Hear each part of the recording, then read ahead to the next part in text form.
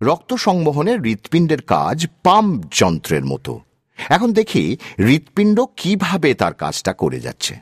সারা দেহের দূষিত রক্ত ঊর্ধ্ব ও নিম্ন মহাশিরার মধ্য দিয়ে ডান অলিন্দে আসে এবং ফুসফুস থেকে বিশুদ্ধ রক্ত বাম অলিন্দে আসে।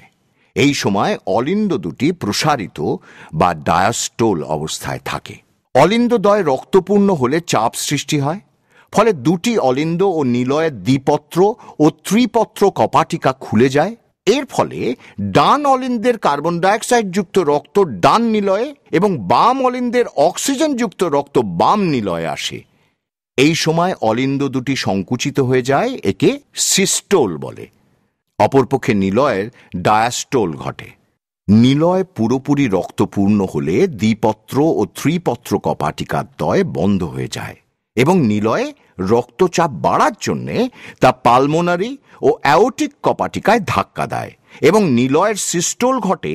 ফলে ডান নিলয় থেকে দূষিত রক্ত ফুসফুসীয় ধমনীতে এবং বাম নিলয় থেকে বিশুদ্ধ রক্ত মহাধমনীতে প্রবেশ করে।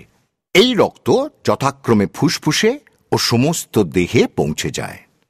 বারবার এই প্রক্রিয়া ঘটতে থাকায় হৃৎপিণ্ডের মধ্য দিয়ে রক্ত সংবহন হয়।